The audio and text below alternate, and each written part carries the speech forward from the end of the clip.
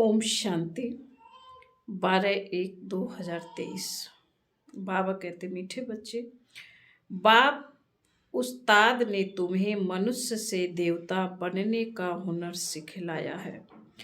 तुम फिर श्रीमत पर औरों को भी देवता बनाने की सेवा करो। प्रश्न है, अभी तुम बच्चे कौन सा श्रेष्ठ कर्म करते हो जिसका रिवाज भक्ति में भी चला आता है? बाबा का उत्तर है, तुम अभी श्रीमत पर अपना तन मन धन भारत को क्या विश्व के कल्याण अर्थ समर्पण करते हो। इसी का रिवाज भक्ति में मनुष्य ईश्वर अर्थ दान करते हैं।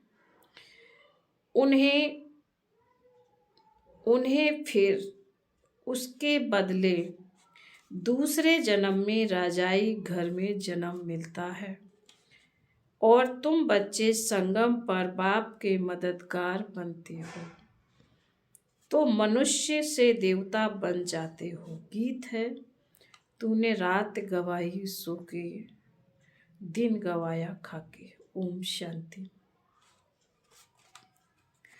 बाप बच्चों को समझाते हैं, जब बच्चे समझते हैं तब फिर औरों को समझाते हैं, नहीं समझते तो औरों को समझा नहीं सकते।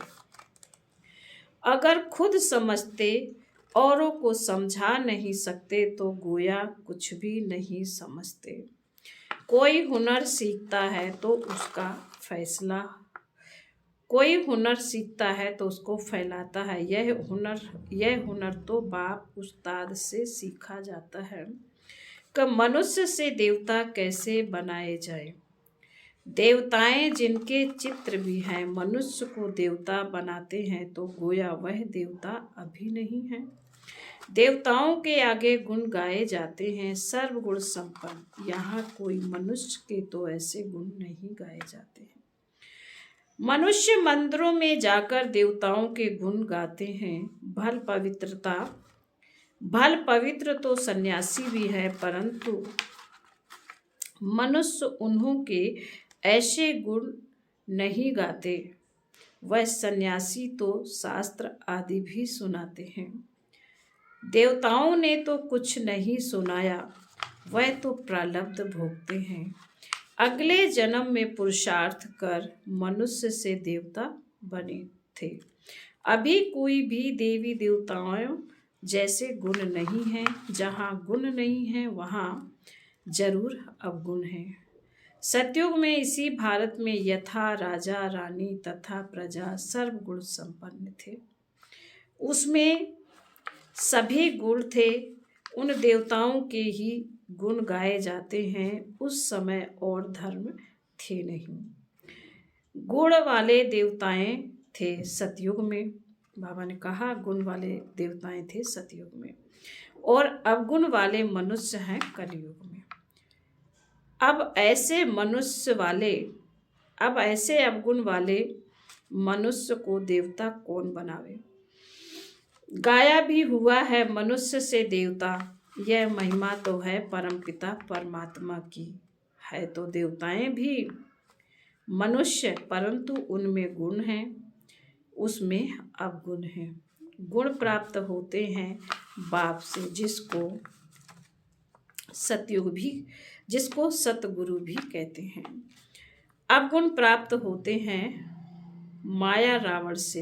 इतने गुणवान फिर अवगुणी कैसे बनते हैं। सर्वगुण संपन्न और फिर सर्व अवगुण संपन्न कौन बनाते हैं, यह तुम बच्चे जानते हो। गाते भी हैं, मुझ निर्गुण हारे में कोई गुण नहीं। देवताओं के कितने गुण गाते हैं, इस समय तो वह गुण किसी में नहीं है। खान पान आदि कितना गंदा है। देवताएं हैं वैष्णव संप्रदाय और इस समय के मनुष्य हैं रावण संप्रदाय। खान पान कितना बदल जाता है, खान पान कितना बदल गया है। सिर्फ ड्रेस को नहीं देखा जाता है, देखा जाता है खान पान और विकारीपन को। बाप खुद कहते हैं मुझे भारत में ही आना पड़ता है। ब्रह्मा मुख वंशावली ब्राह्मण ब्राह्मणियों द्वारा स्थापना कराता हूँ। यह ब्राह्मणों का यज्ञ है ना, वह विकारी रावण कुख वंशावली, यह है मुख वंशावली। बहुत फर्क है। वो साहूकार लोग जो यज्ञ रचते हैं उसमें जिस्मानी ब्राह्मण होते हैं। यह है बेहद का बाप, साहूकारों से साहूकार, राजाओं का राजा। साहूकारों को साहूकार क्यों कहा जाता है? क्योंकि साहूकार भी कहते हैं कोई ईश्वर ने धन दिया, ईश्वर अर्थ दान करते हैं तो दूसरे जन्म में धनवान बनते हैं। इस समय तुम शिव बाबा को सब कुछ तन मन धन अर्पण करते हो तो कितना ऊंच पद पाते हो। तुम श्रीमत पर इतने ऊंच कर्म सीखते हो तो तुमको जरूर फल मिलना चाहिए। तन मन धन अर्पण करते हो, वह भी ईश्वर अर्थ करते हैं कोई के थ्रू। यह रिवाज भारत में ही है तो बाप तुमको बहुत अच्छे कर्म सिखलाते हैं। यह कर्तव्य सिर्फ भारत तो क्या परंतु सारी दुनिया के कल्याण अर्थ करते हो तो उसका एवजा मिलता है मनुष्य से देवता बनने का। जो श्रीमत पर जैसा कर्म करते हैं ऐसा फल मिलता है। हम साक्षी हो देखते रहते हैं कौन श्रीमत पर चल मनुष्य को देवता बनाने की सेवा करते हैं। कितना जीवन परिवर्तन हो जाता है श्रीमत पर चलने वाले ब्राह्मण ठहरे। बाप कहते हैं ब्राह्मणों द्वारा शूद्रों को बैठ राजयोग सिखलाता हूँ। 5000 वर्ष की बात है, भारत में ही देवी देवताओं का राज्य था।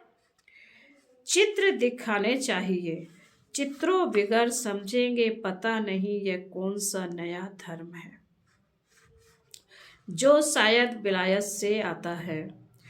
चित्र दिखाने से समझेंगे यह देवताओं को मानते हैं तो समझना है कि श्री नारायण के अंतिम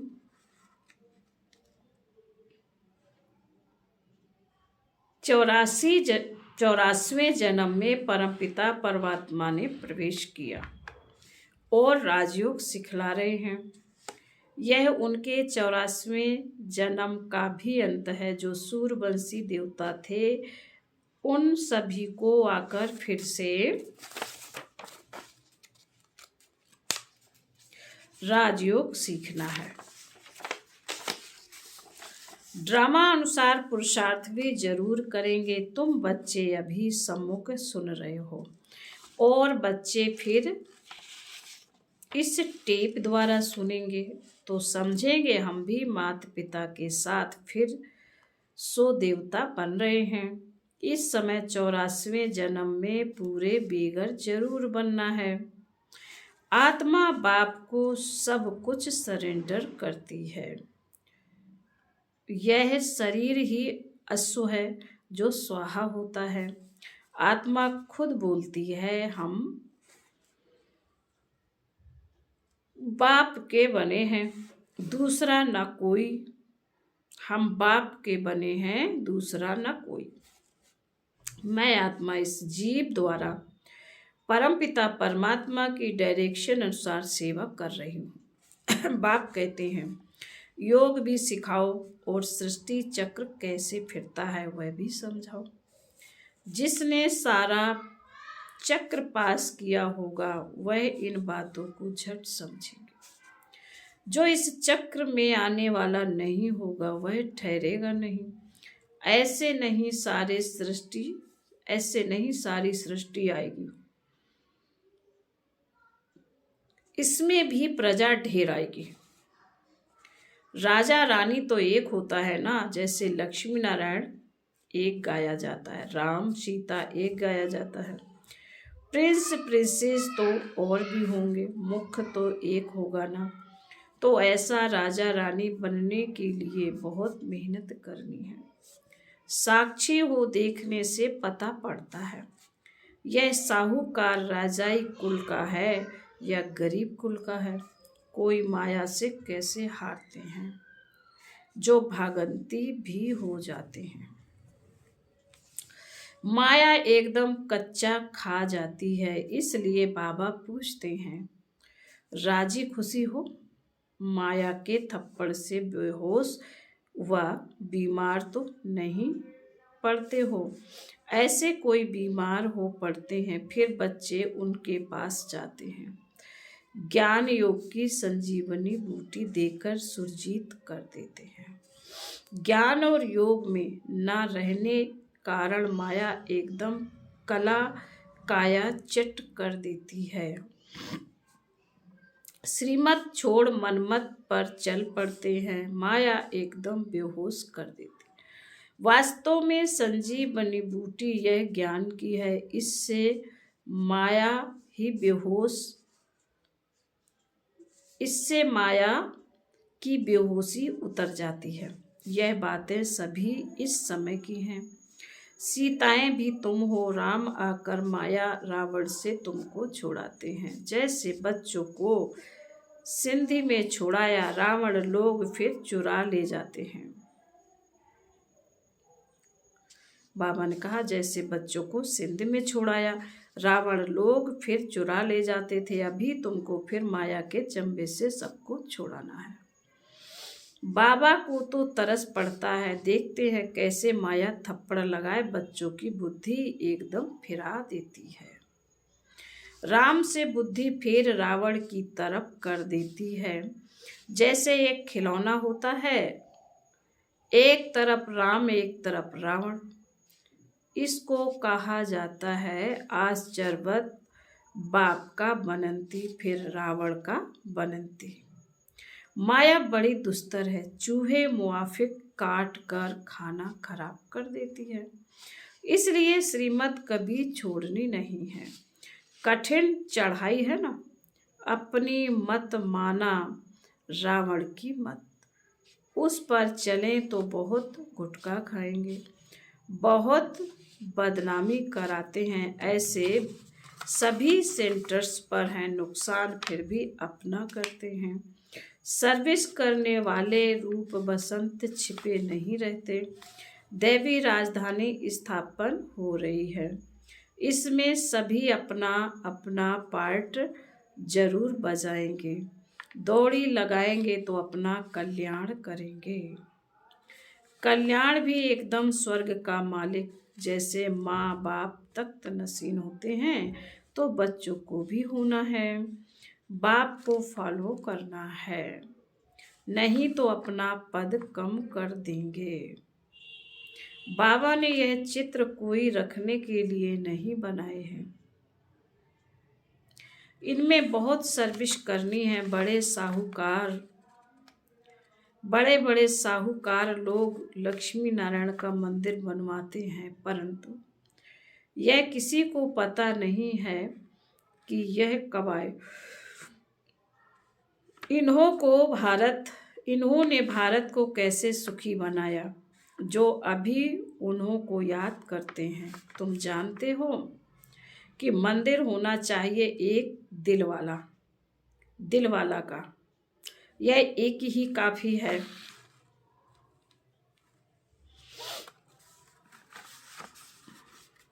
लक्ष्मी नारायण के मंदिर में भी क्या होगा, वह कोई कल्याणकारी नहीं है। शिव बाबा मंदिर बनाते हैं, वह भी अर्थ सहित। उनका एक्यूपेशन तो जानते ही नहीं, मंदिर बनावे एक्यूपेशन को ना जाने तो क्या कहेंगे। जब स्वर्ग में देवताएं हैं तो मंदिर होते नहीं, जो मंदिर बनाते हैं उन्हों से पूछना चाहिए लक्ष्मी नारायण कब आए थे, उन्होंने क्या सुख दिया था। कुछ समझा नहीं सकते। इससे सिद्ध है कि जिनमें अवगुण हैं वह गुणवान के मंदिर बनाते हैं। तो बच्चों को बहुत सर्विस का शौक रहना होना चाहिए। बाबा को सर्विस का बहुत शौक है, तब तो ऐसे ऐसे चित्र बनवाते हैं। भल चित्र शिव बाबा बनवाते हैं, परंतु बुद्धि दोनों की चलती है। फिर बाबा बोले, अच्छा, मीठे मीठे शिकीलत है बच्चों प्रति माता पिता बाप दादा का याद प्यार और गुड मॉर्निंग। रूहानी बाप की रूहानी बच्चों को नमस्ते। हम रूहानी बच्चों की रूहानी माता पिता बाप दादा को याद प्यार गुड मॉर्निंग और नमस्ते। रात्रि क्लास है 28/6/68। यहाँ सभी बैठे हैं, समझते हैं कि हम आत्माएं हैं। बाप बैठा है, आत्मभानी हो बैठना इसको कहा जाता है। सभी ऐसे नहीं बैठे हैं कि हम आत्मा हैं, बाबा के सामने बैठे हैं। बाबा ने याद दिलाया है तो स्मृति आएगी, अटेंशन देंगे। ऐसे बहुत हैं जिनकी बुद्धि बाहर भागती है, यहाँ बैठे भी जैसे कि कान बंद है, बुद्धि बाहर में कहाँ न कहाँ दौड़ती रहती है। बच्चे जो बाप की याद में बैठे हैं वो कमाई कर रहे हैं। बहुतों का बुद्धि योग बाहर में रहता है, वह जैसे कि यात्रा में नहीं है, टाइम वेस्ट होता है। बाप को देखने से भी बाबा याद पड़ेगा। नंबर बार पुरुषार्थ अनुसार तो है ही। कोई कोई को पक्की आदत पड़ जाती है। हम आत्मा हैं, शरीर नहीं है। बाप नॉलेजफुल है तो बच्चों को भी नॉलेज आ जाती है।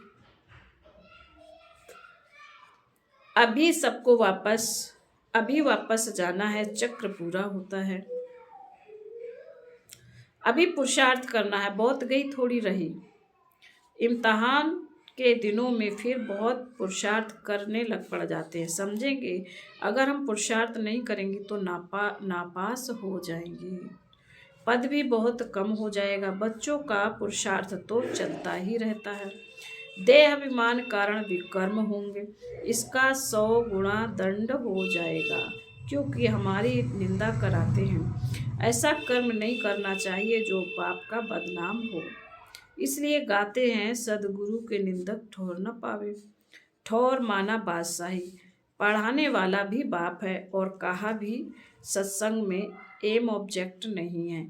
यह है हमारा राजयोग। और कोई ऐसे मुख से कुछ कह ना सके कि हम राजयोग सिखलाते हैं। वह तो समझते हैं शांति में ही सुख है, वहाँ तो न दुख है न सुख है। सुख की बात है, शांति ही शांति है। फिर समझा जाता है इनकी तकदीर में कम है। सभी से तकदीर ऊंची उनकी है जो पहले से पार्ट बजाते हैं, वहाँ उनको यह ज्ञान नहीं रहता है।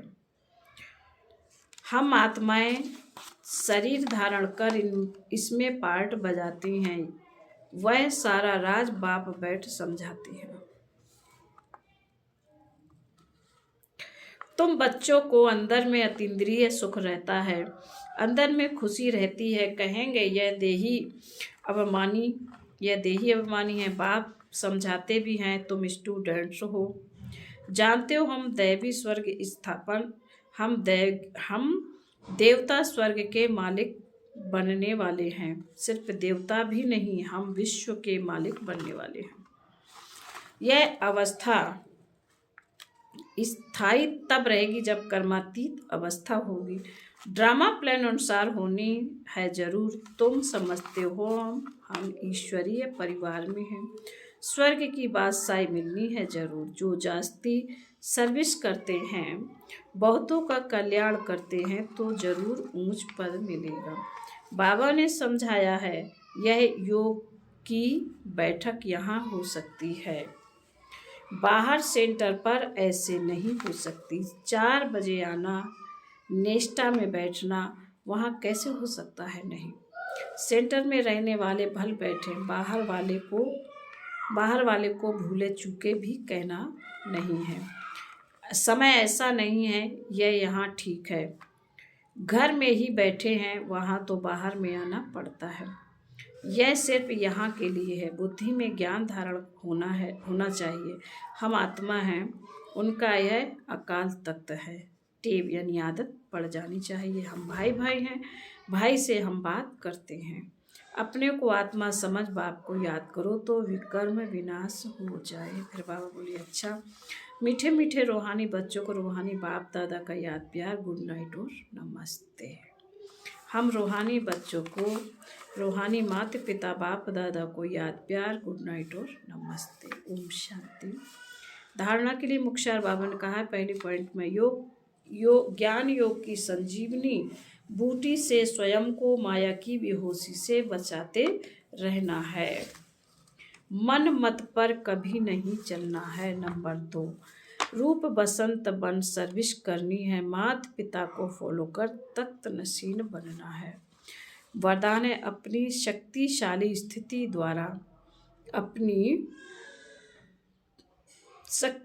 स्थिति द्वारा दान और पुण्य करने वाले पूजनीय और गायन योग्य भव।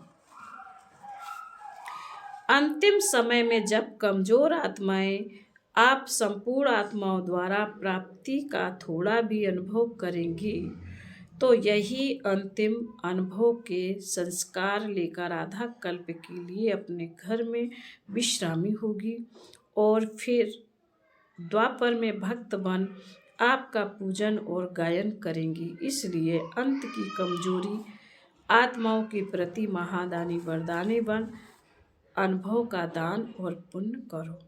यह सेकंड का शक्तिशाली स्थिति द्वारा किया हुआ दान और पुण्य आधा कल्प के लिए पूजनीय और गायन योग्य बना देगा। स्लोगन है, परिस्थितियों में घबराने के बजाय साक्षी हो जाओ तो विजयी बन जाएंगे। ओम शांति।